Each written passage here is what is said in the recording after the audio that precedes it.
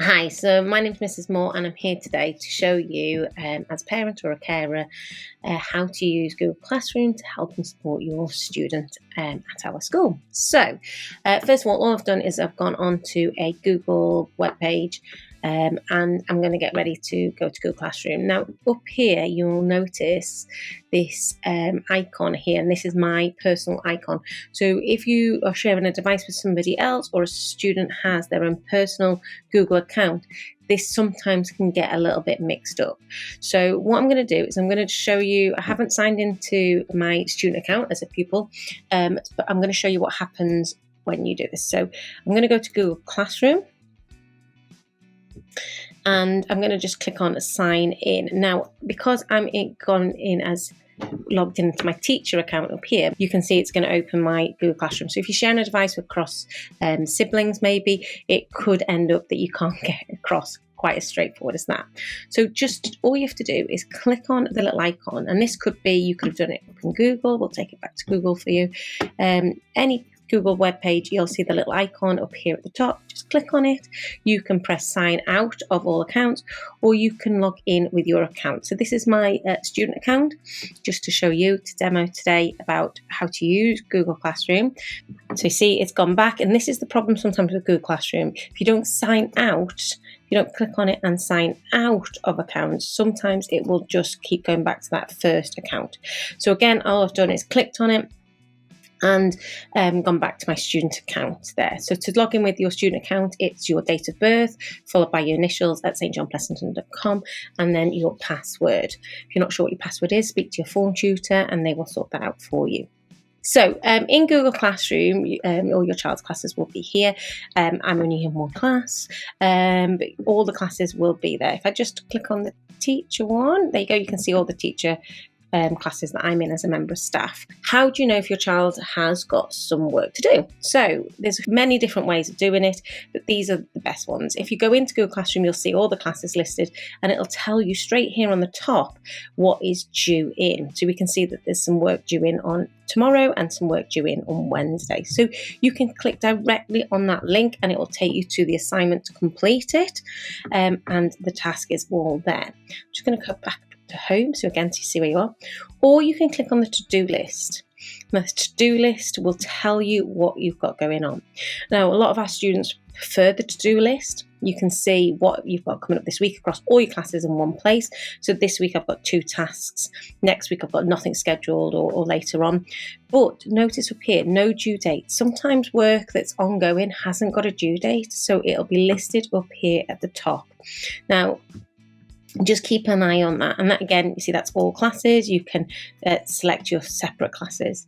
Also, as a parent carer, you might want to keep an eye on these missing and done tabs. So this missing one will show any piece of work that haven't been done and what due date they were. So we can see here that piece of work wasn't completed. Your student, your child can click on this piece of work and they can complete that piece of work there. So I'm just going to go back to the to-do list. In the done tab as well, it's always good to keep an eye on. So done, you can see pieces of homework that have been done this week and so on. So let me just go back to class. Like I said, there's a number of different ways. You can also click on calendar, and calendar will show you the calendar of all the tasks coming up each day, so you can keep an eye on what's going on. Now, when you've decided to complete a piece of work, you can go into the classroom to complete it, and you'll notice that there is a number of different tabs at the top. The stream is a bit like social media. It gives you everything in time order. It can be quite confusing and not very easy to read.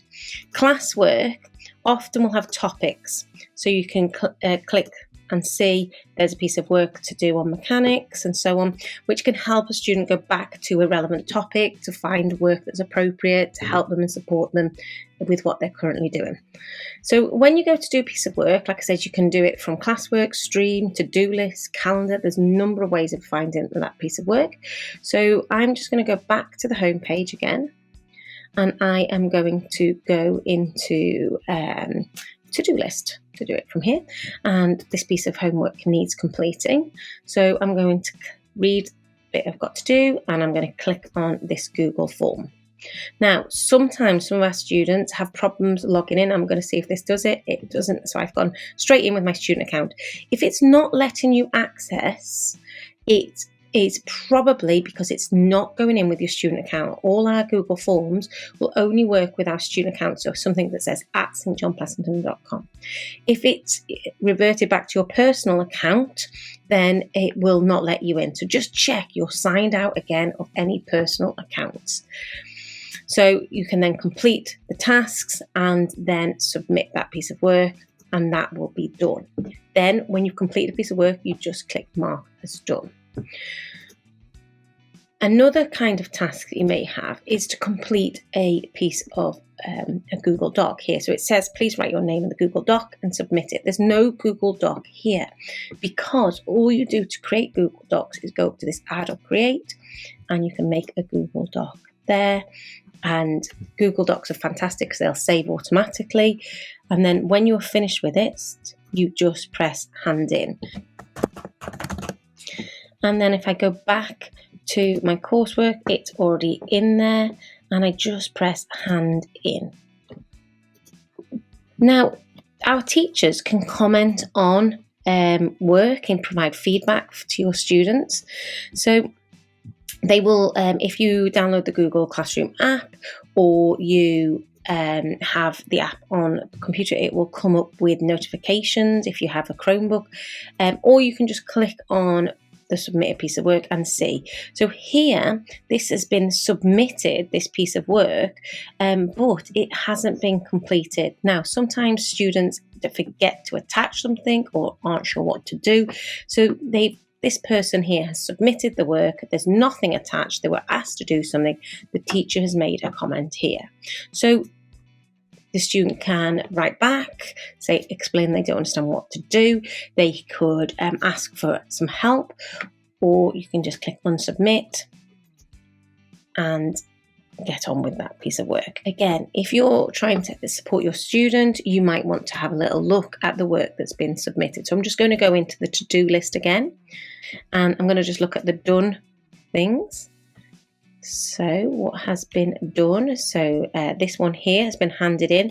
So you can go in and look and just check that they have completed it. So you can support your student in that way as well, and check that they are completing their work appropriately. Once it's handed in, it is not fixed. You can see it, and teachers can put feedback on the actual document or in the private comments. So you can see here we've clicked on that task that we know isn't complete, and we can go in and unsubmit it and done. But that piece of work was sitting in the done pile.